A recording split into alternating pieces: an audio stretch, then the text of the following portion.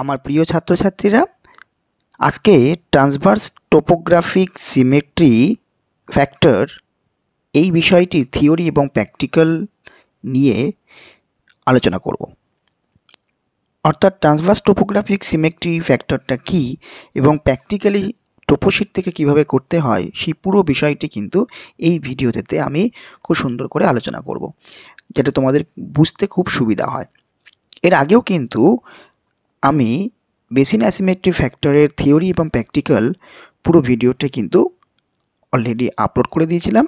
সেখান থেকে তোমরা অনেক কনসেপ্টটা ক্লিয়ার করতে পেরেছ। সুতরাং এখান থেকেও কিন্তু ট্রান্সভার্স টোপোগ্রাফিক সিমেট্রি ফ্যাক্টর অর্থাৎ TTSF বা টি এর থিওরি এবং প্র্যাকটিক্যাল কিভাবে করতে হয় বা বিষয়টি কি, পুরো জিনিসটা কিন্তু তোমরা সুন্দর করে বুঝতে পারবে। তো যারা এখনও পর্যন্ত এই চ্যানেলটা সাবস্ক্রাইব করোনি, অবশ্যই কিন্তু চ্যানেলটা সাবস্ক্রাইব করে অল নোটিফিকেশানটা অন করে রাখো, কারণ পরবর্তীতে এই রকম গুরুত্বপূর্ণ টপিকের ওপর ভিডিওগুলো কিন্তু আমি তোমাদেরকে প্রোভাইড করতে থাকবো। তো দেখো, জিওটেকটনিক্সের morphometric index of tectonic activity basin asymmetry factor, যেটা অলরেডি আমি আপলোড করে দিয়েছি তার উপরে ভিডিওটি, এবং আজকে যে বিষয়টা হচ্ছে ট্রান্সভার্স টোপোগ্রাফিক সিমেট্রি ফ্যাক্টর, এবং এরই করসপন্ডিং কিন্তু analysis of tectonic activity from Survey of India 1:50 के topographical maps, transverse topographic symmetry factor কীভাবে টোপোশিট থেকেও করতে হয় প্র্যাকটিক্যালি, সেটাও কিন্তু পরপর আলোচনা করব। কারণ ক্যালকাটা ইউনিভার্সিটির পাশাপাশি অন্যান্য ইউনিভার্সিটিও কিন্তু এই প্র্যাকটিক্যালটি বা এই টপিকের ওপরে অনেক কিন্তু জিজ্ঞাসা আছে।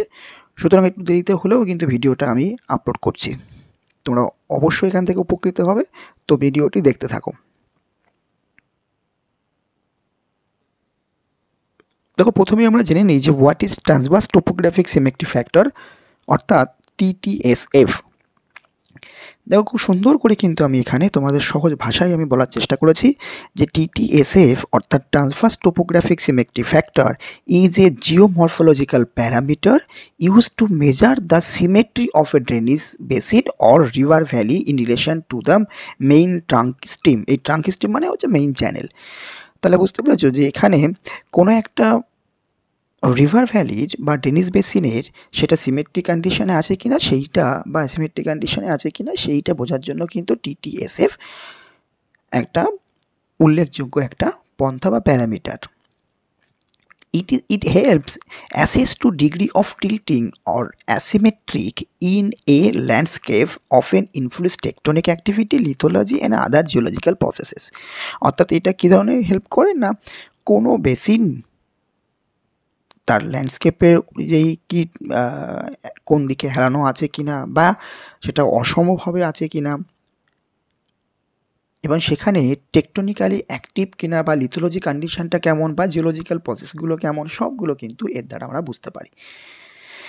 নেক্সট দেখো, ট্রান্সভার্স টোপোগ্রাফিক সিমেট্রি ফ্যাক্টর আর parameter chosen to investigate the relationship between tectonic and morphology of the drainage basin। তাহলে বুঝতেই পারছো এখানে যে একটা কথাই হচ্ছে ট্রান্সভার্স টোপোগ্রাফিক সিমেট্রিটা একটা প্যারামিটার যেটা কিনা কোনো একটা রিভার বেসিনে তার মরফোলজিক্যাল ক্যারেক্টারিস্টিক্সের সঙ্গে টেকটনিক অ্যাক্টিভিটির যে সম্পর্ক তার একটা রিলেশন খোঁজার চেষ্টা করে বা বার করার চেষ্টা করে দেয়। আর একটা কি, নেক্সট দেখো, transverse topographic symmetry factor is a important quantitative, অর্থাৎ পরিমাণগত যে একটা উপাদান বা component to understand the morphotectonic condition of a stream. যেটা আমি আগে বললাম যে একটা কোনো একটা স্ট্রিম বা তার কোনো ওয়াটারশেড এরিয়ার মেইন চ্যানেল সব কিছুর মধ্যে যে মরফোটেকটনিক যে অ্যাক্টিভিটিসগুলো আছে বা কন্ডিশন আছে সেইগুলো কিন্তু এটার দ্বারা বোঝানোর চেষ্টা করে, বা এটার দ্বারা অনায়াসে আমরা পরিমাপ করতে পারি বা বুঝতে পারি বা জানতে পারি। ক্লিয়ার হলো TTSF বিষয়টি কী জিনিস। নেক্সট আমরা জেনে নেব যে এর ফর্মুলাটা কি, কীভাবে আমরা বার করতে পারি। দেখো, TTSF সংক্ষেপে টি বা ট্রান্সভার্স টোপোগ্রাফিক সিমেট্রির ফর্মুলাটা হচ্ছে DA/DD, where T equals to হচ্ছে transverse topographic symmetry factor, DA equals to distance from the main channel to mid point of the basin or valley, এবং DD equals to distance from mid point to farthest edge of the basin or valley. দেখো আমি বিভিন্নভাবে কিন্তু এটাকে বলার চেষ্টা করেছি, দেখে নাও। ডিএ ইকুয়ালস টু কী বলেছে, দেখো এখানেও কিন্তু আমি উল্লেখ করে দিয়েছি ডিএ ইকুয়ালস টু কী বা ডিডি ইকুয়ালস টু কী। দেখো ডিএ কী বলেছে, যদি এই ডায়াগ্রামটা তোমরা একবার দেখো তো বুঝতে পারবে যে ডিএটা কি। ডিএ হচ্ছে এখান থেকে যে ডিস্টেন্সটা এখানে দেওয়া আছে, অর্থাৎ দেখো distance between basin mid line and main channel, অর্থাৎ এইটা যে একটা মিড লাইন বেসিনের, এই বরাবর একটা বেসিনের মিড লাইন, আমি পরবর্তীতে প্র্যাকটিক্যালে নেওয়ার সময় বলে দেবো মিড লাইনটা কীভাবে ড্র করতে হয়। এই যে মিড লাইন, এই মিড লাইন থেকে অ্যাকচুয়াল যে মেইন চ্যানেলের যে দূরত্বটা সেইটা হচ্ছে তোমার ডিএ, অর্থাৎ distance between basin mid line and main channel. তাহলে মিড লাইন থেকে মেইন চ্যানেলের যে দূরত্ব সেটাকে আমরা বলি ডিএ। এবং ডিডিটা কী জিনিস, distance between basin mid line and watershed boundary, অর্থাৎ এখান থেকে দেখো যে distance between basin mid line to watershed boundary, অর্থাৎ এখান থেকে পুরো একেবারে ওয়াটারশেড বাউন্ডারির শেষ পর্যন্ত, সেইটা হচ্ছে আমার ডিডি। এই ডিডিটা কিন্তু অর্থাৎ কি, অর্থাৎ এখান থেকে দেখো ডিডিটা আরেকবার একটু বলে দিই, ডিডিটা হচ্ছে এই যে মিড লাইন থেকে একদম ওয়াটারশেড মানে হচ্ছে এই যে টোটাল যে এই আমার ডিমার্কেশনটা করা হয়েছিল বেসিনে, সেই ডিমার্কেশনের শেষ পর্যন্ত। অর্থাৎ এখানে দেখো ভালো করে বুঝতে পারবে, এই জায়গাটা আমি লিখে দিয়েছিলাম যে ডিডি হচ্ছে distance from the mid point of the farthest edge of the basin or valley, মানে একদম শেষ পর্যন্ত, যে ভ্যালির শেষ পর্যন্ত কিনারা যেটা আছে সেই পর্যন্ত হচ্ছে ডিডি। তাহলে ফর্মুলাতে টি আমি কীভাবে বার করব, ডিএ ডিভাইডেড বাই ডিডি, অর্থাৎ এখান থেকে যে সেন্টিমিটারের ভ্যালুটা বেরোবে, একবার দেখে নাও, এখান থেকে যে সেন্টিমিটারের ভ্যালুটা বেরোবে সেইটা ডিভাইডেড বাই এইখান থেকে যে সেন্টিমিটারটা বেরোবে, করলেই অটোমেটিক্যালি আমরা এই জিনিসটা কিন্তু স্কেলের দিয়েও মেপে নিতে পারি। আমি প্র্যাকটিক্যালে বলবো পরে যখন আলোচনা করব। তাহলে এই টোটাল জিনিসটাই হচ্ছে ট্রান্সভার্স টোপোগ্রাফিক্যাল ফ্যাক্টরের ফর্মুলা। আশা করি বুঝতে পেরেছ। নেক্সট হচ্ছে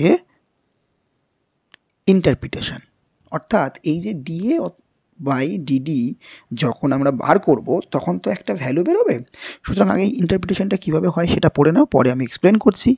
টি অর্থাৎ transverse topographic symmetry is asymmetry factor, so its value indicate tilt in the basin due to deformation. তাহলে বুঝতে গেল যে কোনো একটা জায়গায় যে টেকটোনিক্যালি অ্যাক্টিভ আছে বলে সেখানে যে ক্ষয় হচ্ছে, তার ফলে যে বেসিনটাকে একটু যে কোনো একটা দিকে ঝুঁকে যাচ্ছে সেটাকেই বলা হচ্ছে। এবং এই যে ভ্যালু রেঞ্জটা, সেই ভ্যালু রেঞ্জটা বলছে it's value ranges from 0 to 1, অর্থাৎ টি ভ্যালুটা, অর্থাৎ ট্রান্সভার্স টোপোগ্রাফিক সিমেট্রির যে ভ্যালুটা সেটা কিন্তু 0 থেকে 1-এর মধ্যেই হবে।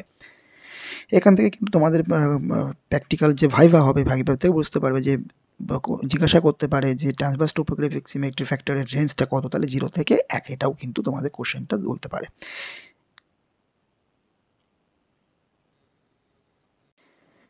সুতরাং দেখো দ্য লোয়ার ভ্যালু অর্থাৎ T equals to 0 represent a perfectly symmetric basin, অর্থাৎ যখন টি ইকুয়ালস টু 0 হবে তখন কিন্তু একেবারে সিমেট্রিক বেসিন হবে, একদম পুরো সমান একটা বেসিন হবে। অর্থাৎ বেসিন কীরকম হবে, যে মনে করো তখন একেবারে এখান থেকে যখন যাবে তখন তার মিডিল বরাবর কিন্তু যাবে এবং তার উপর দিয়ে কিন্তু রিভারটা যাবে, রিভারটা একেবারে সমান হবে। অর্থাৎ সেই সময়টায় কিন্তু ডিএ যে ভ্যালু বেরোবে, ডিডি ভ্যালুটাও 0 বেরোবে, সুতরাং সেটা 0/0 তো 0ই হবে। সুতরাং টি ইকুয়ালস টু 0। এবার যখন সে হায়ার ভ্যালু হবে, দ্য হায়ার ভ্যালু অর্থাৎ T equals two greater than 0, অর্থাৎ 0-র যখন বেশি হবে তখন কীরকম ইন্টারপ্রিটেশন করবে, যে suggest the asymmetry in the basin, তখন সেটা অ্যাসিমেট্রি কন্ডিশন হয়ে যাবে, বেসিনটা অসম পর্যায়ে চলে যাবে। The higher value or will be the asymmetry and higher will be the basin tilted, অর্থাৎ যখন যত বেশি হায়ার ভ্যালুগুলো হবে তখন বেশি পরিমাণে রিভারটাকে একটু হেলে থাকবে, বা টিল্টেড অবস্থায় থাকবে। ক্লিয়ার? তাহলে কীভাবে বলা যায়, টি ইকুয়ালস টু 0, সেখানে সমান সমান কী বলেছে, পারফেক্ট সিমেট্রি অর্থাৎ নো টিল্টিং নো ডিসপ্লেসমেন্ট, সেই সময় কন্ডিশনটা অর্থাৎ 0 যখন। কিন্তু টি ইকুয়ালস টু যখন মোর দ্যান 0 তখন ইন্ডিকেট কী বলবে, অ্যাসাইমেট্রিক কন্ডিশন থাকবে এবং higher value suggest to greater deviation from symmetry, অর্থাৎ সম কন্ডিশন বা সম যে ভাবটা থাকবে বেসিনের, সেইখান থেকে কিন্তু অনেক ডেভিয়েশন থাকবে, অর্থাৎ অ্যাসিমেট্রিক কন্ডিশনটা বাড়বে যত ভ্যালুটা বাড়বে। তাহলে বোঝা গেল কীভাবে ইন্টারপ্রিটেশন করতে হয়।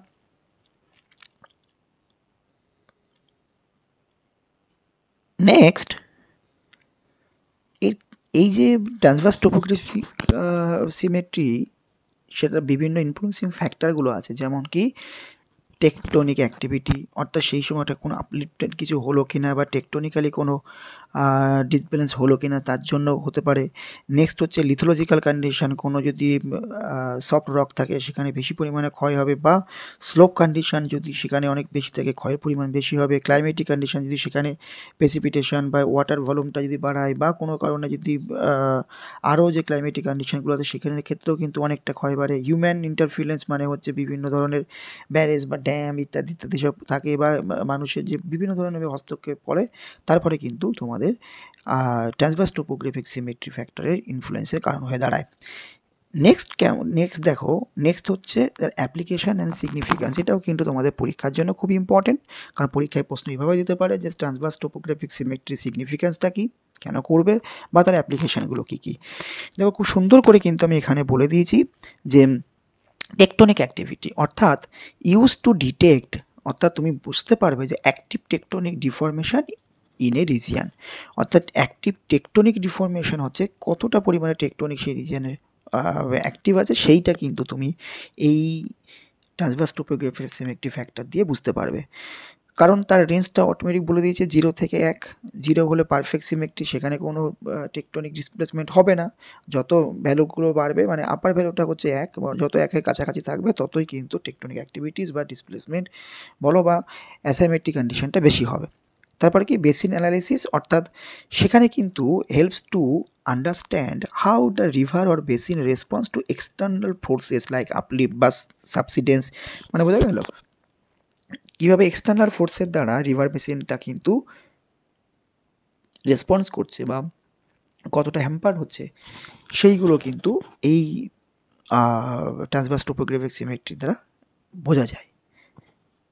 তারপর কি ল্যান্ডস্কেপ ইভ্যালুয়েশন, অর্থাৎ প্রোভাইড দ্য ইনসাইট, মানে একেবারে বেশ দূর থেকেও কিন্তু একটা long insight into long term geomorphic processes, অর্থাৎ এর পরবর্তীতে কিন্তু সেই বেসিনটা কী ধরনের পরিস্থিতি তৈরি হতে পারে সেইটা কিন্তু ক্যালকুলেশনের মাধ্যমে বা এই ট্রান্সভার্স টোপোগ্রাফিক্যাল সিমেট্রির ফ্যাক্টর বার করে কিন্তু অটোমেটিক বোঝা যায় যে লং টার্ম প্রসেসের ক্ষেত্রে কী ধরনের এই চেঞ্জেস বা কী ধরনের ল্যান্ডস্কেপের ইভ্যালুয়েশনটা হতে পারে সেটা জানা যায়। সেই সঙ্গে সঙ্গে কি transverse topographic symmetry factor are the parameter chosen to investigate the relationship between tectonic and geomorphic বা geomorphology of drainage basin in the present work.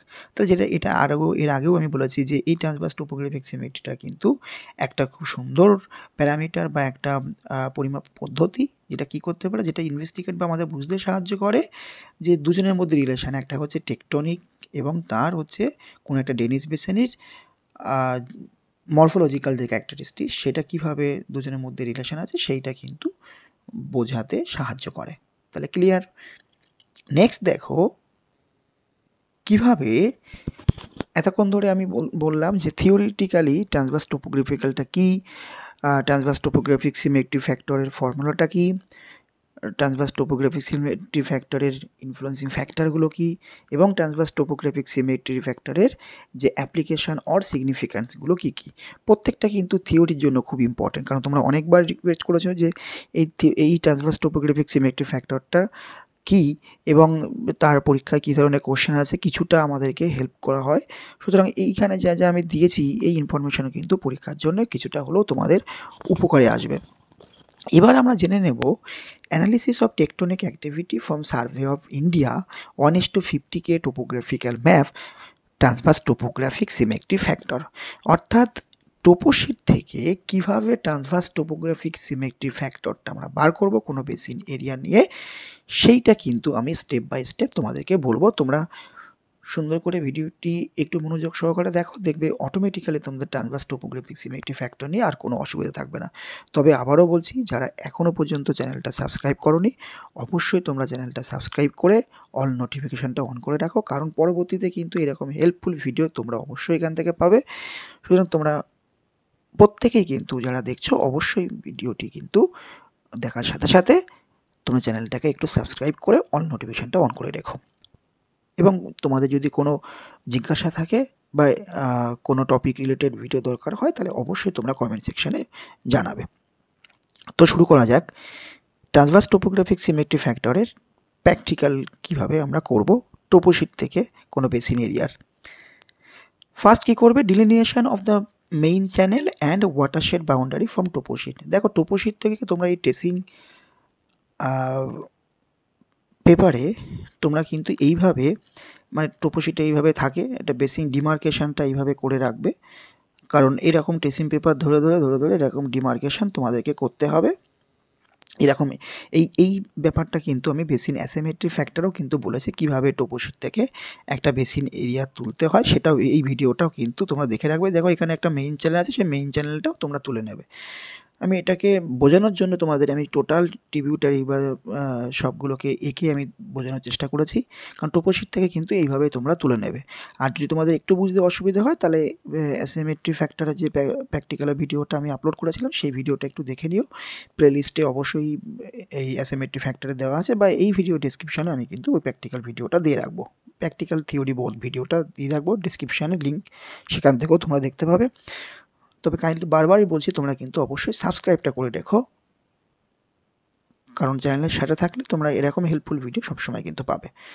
তো নেক্সট দেখো, এইরকম কিন্তু কন্ডিশানটা আসবে, অর্থাৎ এইরকম আমাদের বেসিন এরিয়া, আমাদের watershed boundary, actually watershed boundary, এবং সেই সঙ্গে সঙ্গে তার মেইন চ্যানেল।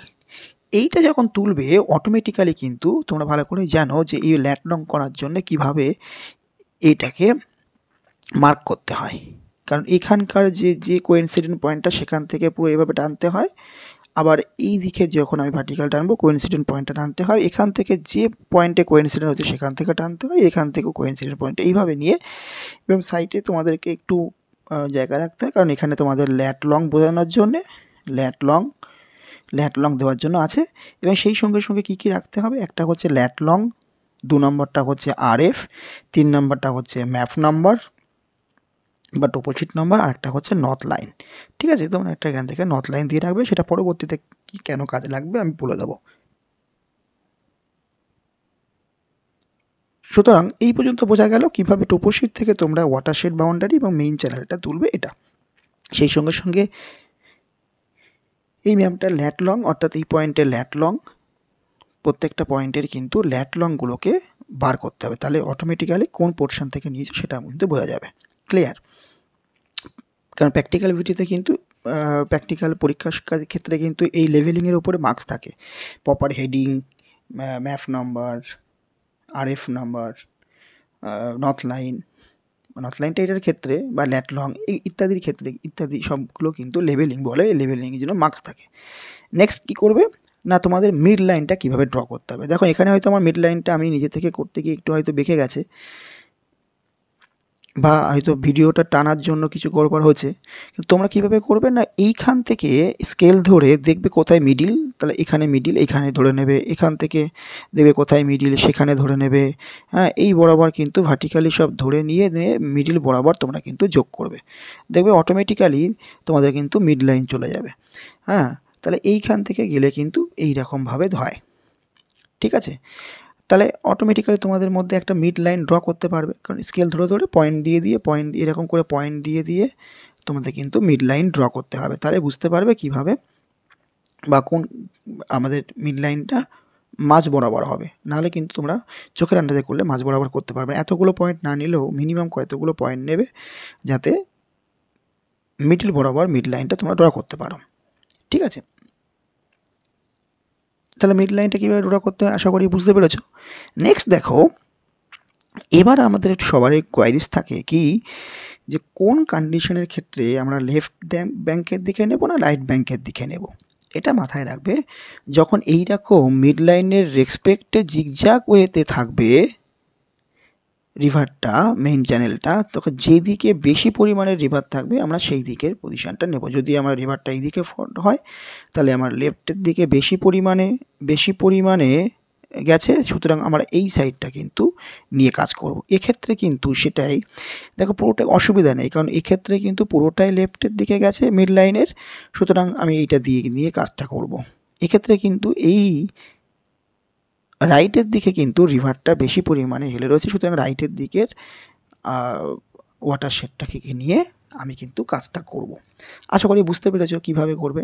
তাহলে এখানে এই রকম কন্ডিশনটাই ম্যাক্সিমাম তোমরা হয়তো পাবে, সুতরাং এরকম নিলে যেদিকে তোমাদের বেশি পরিমাণে রিভারটা টিল্টেড আছে সেই দিকের কিন্তু পোর্শনটা নিয়ে কাজ করবে। আশা করি বুঝতে পেরেছো। নেক্সট দেখো, নেক্সট হচ্ছে কি, কতগুলো তোমরা এই যে বেসিন এরিয়াটা কতগুলো সেগমেন্টে ভাগ করবে। দেখো, topographical transverse topographic symmetry factor of Darkantia river basin. তো এরকম করে একটা প্রপার হেডিং দেবে। দেওয়ার পরে তার দেখো এখানে সুন্দর করে কিন্তু ম্যাপ নাম্বার, এখানে নর্থ লাইন, এখানে কিন্তু ল্যাটলং, ন্যাটলং যেন তো দুটো কর্নারে মানে এই কোনাকুনি লিখলেই কিন্তু হয়ে যায়, ডায়াগোনালে ল্যাটলং লিখলে কিন্তু সেম হয়। এদিকেও কিন্তু এই ডায়াগোনালে যদি এইদিকে লিখতে পারো তাহলে ডায়াগোনালে লিখলে আর কোনো অসুবিধা নেই। বা এখানে RF ইত্যাদিতে এইগুলো কিন্তু তোমাদের লেভেলিং বলে, লেভেলিংটা এখানে কিন্তু আমি করে রেখেছি।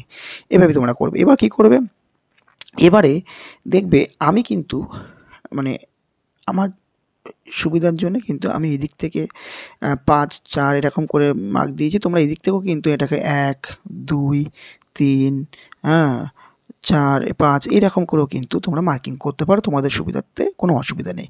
কিন্তু এই যে সেগমেন্টগুলোকে ভাগ করবে কতগুলো পয়েন্টের, কিন্তু DA বা DD তোমাদেরকে নিয়ে ভাগ করতে হবে। কীরকম? কারণ যদি তোমরা এখান থেকে 2 সেন্টিমিটার অন্তর করে ভাগ করে নাও, তোমরা কিন্তু ইকুয়ালি ভাগটা করবে। মানে আমি সাজেস্ট করবো যে ইকুয়ালি ভাগটা করবে, তাহলে কি হয়, একটা সিগনিফিক্যান্স চলে আসে। সেই জন্যে কি করবে, দেখো আমি এখান থেকে কিন্তু 2 সেন্টিমিটার গ্যাপ করে 2 সেন্টিমিটার গ্যাপ করে একটা সেগমেন্ট নিয়েছি। কত 5টা সেগমেন্ট হয়েছে, সেই 5টা সেগমেন্টের কিন্তু বা 5টা পয়েন্টের কিন্তু প্রত্যেকটার ইন্ডিভিজুয়ালি DA এবং DD বার করেছি। তাহলে বোঝা যাবে যে এই যে বেসিন, টোটাল বেসিনটা মেইন চ্যানেল বরাবর ট্রান্সভার্স টোপোগ্রাফিক সিমেট্রি ফ্যাক্টরটা কীরকম হয়েছে, সেই অনুযায়ী আমরা ইন্টারপ্রিটেশন করতে পারবো বা বুঝতে পারবো বেসিনটা অ্যাসাইমেট্রিক কন্ডিশন বা সিমেট্রিক কন্ডিশন আছে কিনা, বা টেকটোনিক্যালি কতটা অ্যাক্টিভ, সবগুলো কিন্তু আমরা বুঝতে পারবো। সুতরাং কিভাবে দেখো বার করেছে, এইখান থেকে কিন্তু আমরা আগের বারেও আমি প্রথমেই বলেছিলাম প্রিভিয়াস ভিডিওতে যে ডিএটা কী জিনিস, না ডিএটা হচ্ছে মিড লাইন থেকে মেইন চ্যানেল এইটুকু। আবার ডিডিটা কি, ডিডিটা হচ্ছে মিড লাইন থেকে একদম সেই দিকের লাস্ট ওয়াটারশেড বাউন্ডারি পর্যন্ত ডিডি। এরকম প্রত্যেকটা পয়েন্টের কিন্তু আমি ডিএ এবং ডিডি বার করে নিয়েছি। সেই সঙ্গে সঙ্গে কি না, এই মিড লাইন বরাবর যেহেতু এইখানে আমার ডায়াগ্রামটা ভালো করে দেখো, যেহেতু এইখানে আমার মিড লাইনের পয়েন্টটা আমি নিয়েছি, দেখে নাও এইখানে যেহেতু আমি মিড লাইন পয়েন্টটা নিয়েছি, সুতরাং সেই মিড লাইন পয়েন্ট বরাবর আমি এখান থেকে অ্যাঙ্গেল অর্থাৎ অ্যাজিমুথ বার করতে হবে এবং তার ডিরেকশানটা বার করতে হবে। কীভাবে বার করব, দেখে নাও এখান থেকে নর্থ লাইন যেহেতু প্রোটেক্টর বা চাঁদা যেটা আছে তোমাদের, সেই চাঁদাটার যে একেবারে মিডিল পয়েন্টটা সেইখানে এখানে রাখবে। এইখানে রাখার পর দেখবে এইখানে যে নর্থ লাইন আছে তার করসপন্ডিং এইখানে 0 রাখতে হবে, চাঁদা যে 0টা ছিল সেটা রাখতে হবে। তাহলে এইদিকে তোমার 90, এদিকে হচ্ছে 180, ঠিক আছে, এটা ডিগ্রি, এদিকে হচ্ছে 270, এইরকম করে প্রোটেক্টরে ভাগ থাকে। সুতরাং এই যে আমাদের একটা ডিএ এখান থেকে চলে গেল বেসিন পর্যন্ত, অর্থাৎ বেসিনটা কত ডিগ্রি অ্যাঙ্গেলে আছে সেইটা কিন্তু আমি বার করতে পারবো। অর্থাৎ এখান থেকে দেখবে, তাহলে এখানে যদি 270 হয়, এখানে যদি 0/360 যদি করে রাখি, 0/360 360 যদি এটা করে রাখি, তাহলে এখানে মোটামুটি 330 বা তার 340 এরকম কাছাকাছি চলে আসবে ডিগ্রিটা। ঠিক আছে, তাহলে এইরকম কিন্তু প্রত্যেকটা পজিশনে কিন্তু আমাকে এই নর্থ লাইনের সাপেক্ষে পারপেন্ডিকুলার, আবার যখন এইখানে এই বসাবো এই 4 নম্বর পয়েন্টের ক্ষেত্রে, এখানেও কিন্তু এরকমভাবে এই যে নর্থ লাইন আছে তার পারপেন্ডিকুলার হিসাবে, অর্থাৎ প্যারালাল হিসাবে এখানে নর্থ লাইন করতে হবে, আবার এখানে নর্থ লাইন বসাতে হবে, আবার এখানে নর্থ লাইন বসাতে হবে। এইখানের ক্ষেত্রে কিন্তু যে নর্থ লাইনটা আছে, এ পয়েন্ট যে 2 নম্বর যেটা আছে সেইটার কিন্তু একটু বুঝে নাও কীরকম। এইটার কিন্তু রিভারটা এই দিকে গেছে, একটু ভালো করে দেখে নাও। এক্ষেত্রে কিন্তু রিভারটা রাইটের দিকে গেছে, যেহেতু রিভারের টার্নিংটা এইদিকে আছে, এই তীর চিহ্ন দিকে, তাহলে রিভারের মুখ করে দাঁড়ালে যেদিকে তোমার লেফট হ্যান্ড সেদিকে লেফট, এইদিকে হচ্ছে লেফট, আর এই দিকে হচ্ছে রাইট। সুতরাং দেখো এই দিকে কিন্তু ডিএটা বেড়েছে, ঠিক আছে, অর্থাৎ মিড লাইন থেকে মেইন চ্যানেলের দিকে। তাহলে এই দিকে যখন এটা বাড়ছে তখন অটোমেটিক্যালি কিন্তু আমার ডিগ্রিটা চেঞ্জ হবে, কারণ আমি এখানে নর্থ লাইনটা রাখবো, এই নর্থ লাইনের প্যারালাল করে, এই নর্থ লাইনের প্যারালাল করে এইখানে আমি নর্থ লাইনটা দেবো। নর্থ লাইন দেওয়ার কিন্তু এই পয়েন্টেরই আমি মানটা নেব, অর্থাৎ এখানে সেটা। সুতরাং এখানে যদি 180 হয় তাহলে সেটা 180-র নিচে হবে, আবার 90-এর বেশি হবে। ঠিক আছে, এবার এখান থেকে তুমি বুঝতে পারবে যে একটা আমাদের প্রোটেক্টারে কটা কোঅর্ডিনেট হয়, যে 4টে কোঅর্ডিনেট আমরা ভালো করে জানি। এখানে হচ্ছে 0 ডিগ্রি, এখানে হচ্ছে 90 ডিগ্রি, এখানে হচ্ছে 180, এখানে হচ্ছে 270। এই যে 4টে কোঅর্ডিনেট আছে, কোঅর্ডিনেট 1, এটা 2, এটা 3, এটা 4, ভালো করে দেখে নাও। এইটা যে কোঅর্ডিনেট সেটা, অর্থাৎ এখানে হচ্ছে নর্থ, এটা হচ্ছে ইস্ট, এটা হচ্ছে সাউথ, এটা হচ্ছে ওয়েস্ট। তাহলে এইটা হচ্ছে নর্থ ইস্ট কোঅর্ডিনেটের ডিরেকশন, এইটা হচ্ছে সাউথ ইস্ট মানে কোঅর্ডিনেট 2, কোঅর্ডিনেট 3 হচ্ছে north West, sorry south West হবে এটা, এটা হচ্ছে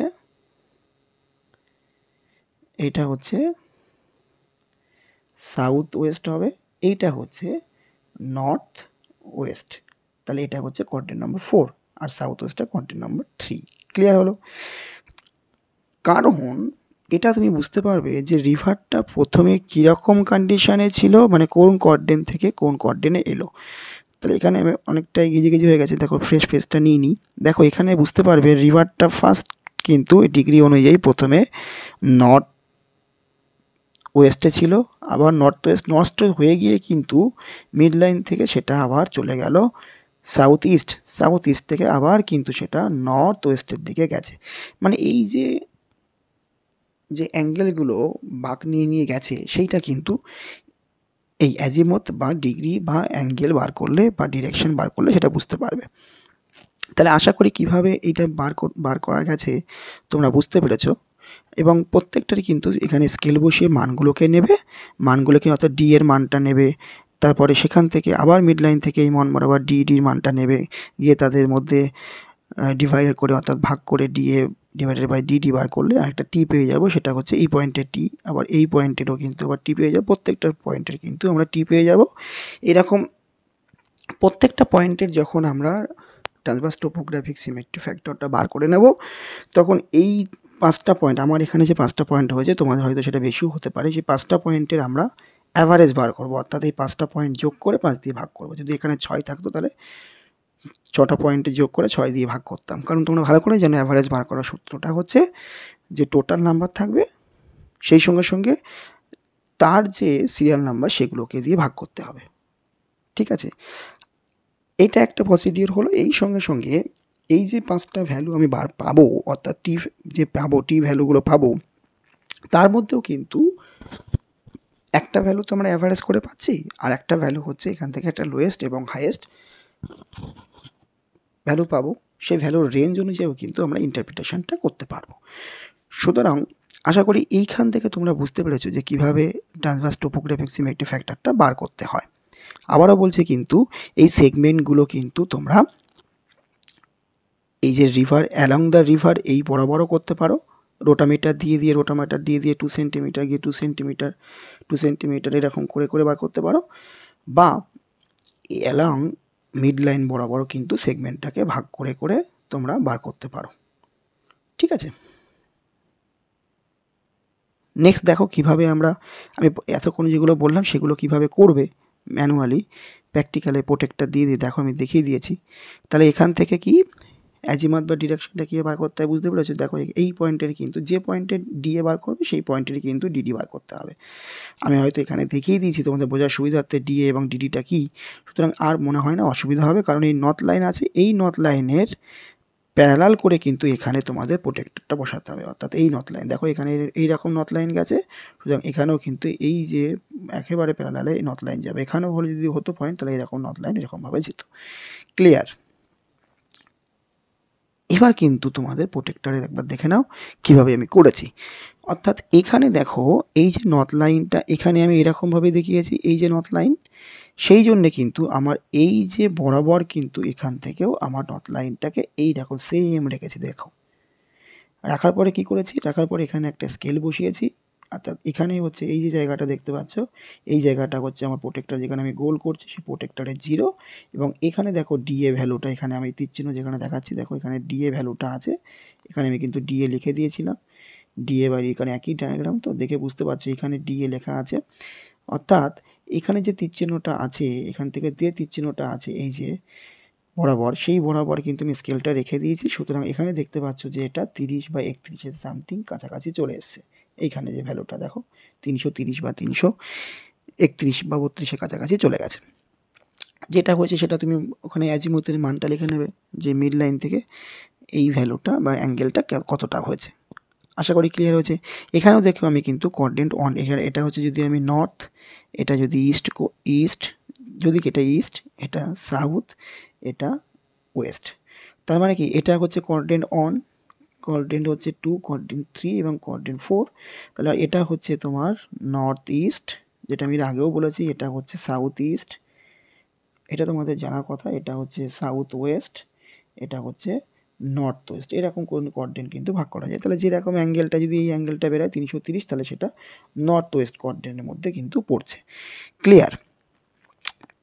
এবার দেখে নাও যে টেবিল ফরম্যাটে কিভাবে তোমরা এটা রেডি করবে, একবার দেখে নাও। খুব সুন্দর করে কিন্তু আমি এখানে তোমাদের বোঝার জন্যে সুন্দর করে কিন্তু এই টেবিলটাকে রেডি করেছি। দেখে নাও প্রথমে সিরিয়াল নাম্বার 1 2 3 4 5 কীভাবে দিয়েছি। তোমরা আমি বারবারই বলছি যে বেসিনটাকে কিন্তু যেদিক থেকে বেসিনের মুখটা আছে, অর্থাৎ যেখানে বেসিনের তীরচিহ্ন দিয়ে দেখাচ্ছ সেখান থেকেও কিন্তু 1 2 3 4 করে তোমরা দেখাবে, এটাই হয়তো সুবিধা। আমি হয়তো এই দিক থেকে 1 2 3 4 করে দেখিয়েছিলাম, হয়তো সিরিয়ালি ভুল করেছিলাম, কিন্তু তোমরা এটাকে যে কোনো দিক থেকে সেটা করতে পারো। কিন্তু আমি বলবো যে এই ডায়াগ্রামটা একবার দেখে নাও, তাহলে বুঝতে পারবে। এখানে আমি হয়তো এখানে 5 দিয়েছিলাম সিরিয়াল নাম্বারটা, যেহেতু পরে এটা আমি পিপিটি করার সময় করে ফেলেছি, তাই সুতরাং এখানে তোমরা 1, আমি এর আগেও বলেছি 2 3, এটা 4, এটা 5, এইভাবেও কিন্তু তোমরা করবে। ঠিক আছে, তাহলে কোথায় ছিলাম, এইখানে দেখে নাও। হ্যাঁ, এই টেবিলটাকে কিন্তু তোমরা একবার দেখে নাও যে পয়েন্ট নম্বর 1 যেখানে ছিল সেখানকার ডিএ যেটা ছিল হচ্ছে সেটা হচ্ছে 0.3 সেন্টিমিটার, আর ডিডি যে ভ্যালুটা সেটা হচ্ছে 1.6। সুতরাং ডিএ ডিভাইডেড বাই ডিডি বার করলে হচ্ছে 0.19 বেরিয়েছে। পরের পয়েন্টটাও কিন্তু আমি দেখে নাও, এটা পরের পয়েন্ট, সেই পরের পয়েন্টটা কিন্তু বেরিয়েছে হচ্ছে 0.5 এবং 2.2, সেটা এখানে বেরিয়েছে 0.23। পরেরটা দেখো 1.1 2.4 যেটা ডিডি, সেটা তারপরে যেটা ডিভাইড করে বেরিয়েছে হচ্ছে 0.46, এরকম 1.6 2.4 ডিভাইড করে 0.67, নেক্সট হচ্ছে 1 সেন্টিমিটার বেরিয়েছে, তারপরে 1.9 সেন্টিমিটার, সেখান দিয়ে ডিভিশন করে 0.53, এবং প্রত্যেকটা কতটা পরিমাণে বিয়ারিং বা কতটা azimuth for stream deflection from the basin mid line, বুঝতে পেরেছ যে বেসিন মিড লাইন থেকে কতটা রিফ্লেকশন হয়েছে মেইন স্ট্রিমটা, সেইটা কিন্তু এখানে ডিগ্রিতে আমি দেখিয়ে দিয়েছি। তাহলে প্রথমে সিরিয়াল নাম্বার, তারপরে ডিএ, তারপরে ডিডি, তারপরে হচ্ছে ট্রান্সভার্স টোপোগ্রাফিক সিমেট্রি ফ্যাক্টর অথবা টি, টি ইকুয়ালস টু dA/dt ওটা হয়েছে। তারপর azimuth for stream deflection from the river basin mid line, আমি এখানে সবগুলো কিন্তু পেয়ে গেছি, কি কত অ্যাঙ্গেলটা হয়েছিল সেগুলো সব লিখে দিয়েছি। তারপরে কি, তার direction of stream deflection from the basin mid line, আমি এখানেও কিন্তু বেসিন মিড লাইনের এটা করেছি। দেখো প্রত্যেকটা কিন্তু নর্থ ওয়েস্ট, তারপর একটা সাউথ ইস্ট ছিল, তারপর আবার কিন্তু নর্থ ওয়েস্টে চলে গেছে। ক্লিয়ার? এখান থেকে কিন্তু আমি একটা হাইয়েস্ট ভ্যালু পেয়েছি, একটা লোয়েস্ট ভ্যালু। হাইয়েস্ট ভ্যালুটা হচ্ছে 0.67, লোয়েস্ট ভ্যালুটা কিন্তু 0.19, ঠিক আছে? 0.19টা লোয়েস্ট এবং 0.67 এটা হচ্ছে হাইয়েস্ট ভ্যালুটা পেয়েছি। এবং তাদের মধ্যে রেঞ্জ কীরকম পেয়েছি, রেঞ্জটা পেয়েছি হচ্ছে 0.42, অর্থাৎ এইখান থেকে এই যে পয়েন্টগুলোকে সব যোগ করার পরে পেয়েছি হচ্ছে 2.08 এবং সেটাকে 5 দিয়ে ভাগ করার পরে আমি যে অ্যাভারেজ ভ্যালুটা পেয়েছি সেটা হচ্ছে 0.42। তাহলে এখানে একটা রেঞ্জ যেটা হচ্ছে 0.19 থেকে 0.67, এটা একটা রেঞ্জ এবং অ্যাভারেজ বেরিয়েছে হচ্ছে 0.42। এই যে ভ্যালু, সেই ভ্যালুর বেসিসে কিন্তু এবার আমরা ইন্টারপ্রিটেশনটা দেখব। আশা করি এই টোটাল টেবিল এবং তার ক্যালকুলেশন, অর্থাৎ প্রথম থেকে যে থিওরি যে কী সেটা আমি বললাম, অর্থাৎ ট্রান্সভার্স টোপোগ্রাফিক সিমেট্রি ফ্যাক্টরটা কী, তার ফ্যাক্টরসগুলো কী ফর্মুলা, অ্যাপ্লিকেশনস ইত্যাদি বা সিগনিফিক্যান্স সবগুলো আমি তোমাদেরকে বললাম। সেই সঙ্গে সঙ্গে টোপোশিট থেকে কীভাবে করতে হয় স্টেপ বাই স্টেপ আমি তোমাদেরকে ডিসকাস করেছি। আশা করি সবাই বুঝতে পেরেছো। এবং টেবিল ফরম্যাটে কীভাবে তোমাদের সাজাতে হবে সেটাও কিন্তু আমি তোমাদেরকে বলে দিলাম। এবার লাস্ট হচ্ছে কিভাবে এই যে ভ্যালুটা আমরা পেলাম সেই ভ্যালু থেকে আমাদের ইন্টারপ্রিটেশনটা করতে হবে সেইটা তোমাদেরকে আমি একটু বলে দিই। তাহলে আশা করি এই টোটাল জিনিসটা তোমরা বুঝতে পেরেছো। আবারও বলছি, যারা এখনও পর্যন্ত চ্যানেলটা সাবস্ক্রাইব করোনি অবশ্যই কিন্তু এক্ষুনি তোমরা চ্যানেলটা সাবস্ক্রাইব করে অন নোটিফিকেশানটা কিন্তু অন করে দিয়ে এই চ্যানেলের সাথে থাকো, যাতে তোমাদের পরবর্তীতে কিন্তু এরকম হেল্পফুল ভিডিও তোমরা অবশ্যই পাবে, যেটা তোমাদের পরীক্ষার জন্য বা তোমাদের এই থিওরিটিক্যালি বা প্র্যাকটিক্যালি অনেক কিন্তু তোমাদের ডেভেলপড হবে এই ভিডিওগুলোকে দেখলে। নেক্সট, কীভাবে ইন্টারপ্রিটেশন করবে দেখে নাও। এর আগেও আমি বলেছি যে টি ফ্যাক্টরের যে বেরোয়, অর্থাৎ টি যেটা আমরা তোমরা যে ক্যালকুলেশন করে বেরোবে সেটা কিন্তু 0 থেকে 1-এর মধ্যে থাকবে এবং যখন সেটা টি ইকুয়ালস টু 0 হবে সেটা কিন্তু পারফেক্টলি সিমেট্রি হবে, সেখানে কোনো টিল্টিং বা ডিসপ্লেসমেন্ট কিছু থাকবে না। কিন্তু যখন সেটা 0 থেকে ভ্যালুটা বাড়তে থাকবে, অর্থাৎ 1 পর্যন্ত হয়ে যাবে, তখন কিন্তু সেটা অ্যাসাইমেট্রিক কন্ডিশন হবে। যত হায়ার ভ্যালুগুলো বাড়বে ততই কিন্তু সিমেট্রিক কন্ডিশন থেকে বেশি পরিমাণে বিচ্যুতি করবে, মানে অ্যাসাইমেট্রিক কন্ডিশনটা বেশি পরিমাণে হবে। সুতরাং ইন্টারপ্রিটেশনটা কীরকমভাবে লিখছি দেখো, the T value of the basin are between 0.19 to 0.67, তাহলে রেঞ্জটা আমি পেয়ে গেছি। এবং অ্যাভারেজ ভ্যালু অফ টি কি 0.42, যেটা ডিনোট করছে কি, which denotes that the basin have shown tectonic active or tilted basin, অর্থাৎ tectonically active basin or tilted basin এবং ডেভিয়েশন ফর সিমেট্রি, অর্থাৎ 0 তো নয়, শুধু 0 থেকে একটু বেশি হয়ে আছে, একটু অনেকটাই বেশি। সেই জন্য কি এইটা কিন্তু সিমেট্রি কন্ডিশন থেকে অনেক বিচ্যুতি হচ্ছে, অর্থাৎ অ্যাসাইমেট্রিক কন্ডিশনে কিন্তু এই বেসিনটি আছে। এই ইন্টারপ্রিটেশনটা করলে তোমাদের কাজটা শেষ হবে। তাহলে বোঝা গেল কীভাবে ইন্টারপ্রিটেশন করতে হয়। দিজ আর দ্য সব রেফারেন্স, এই রেফারেন্সগুলো থেকে সব নিয়েছি, তোমরা বুঝতে পারবে। আশা করি পুরো ভিডিওটা তোমরা খুব সুন্দর করে ভালো করে বুঝতে পেরেছ। যারা এখনও পর্যন্ত চ্যানেলটা সাবস্ক্রাইব করোনি অবশ্যই চ্যানেলটা সাবস্ক্রাইব করে দিও এবং আমার Facebook page PD sir with geography পেজটাও ফলো করে দিও, কারণ তোমরা ভিডিওটা কিন্তু ফেসবুক থেকেও দেখতে পাবে। ভিডিওটি ভালো লাগলে অবশ্যই লাইক করো এবং খুব বেশি করে কিন্তু ভিডিওটি শেয়ার করে দাও। যদি কোনো ভিডিও সংক্রান্তিত কোনো কোশ্চেন থাকে বা অন্য কোনো টপিক সম্পর্কিত কোনো জিজ্ঞাসাও থাকে তাহলে কমেন্ট সেকশনে অবশ্যই জানাবে। তো দেখা হচ্ছে নেক্সট ভিডিও।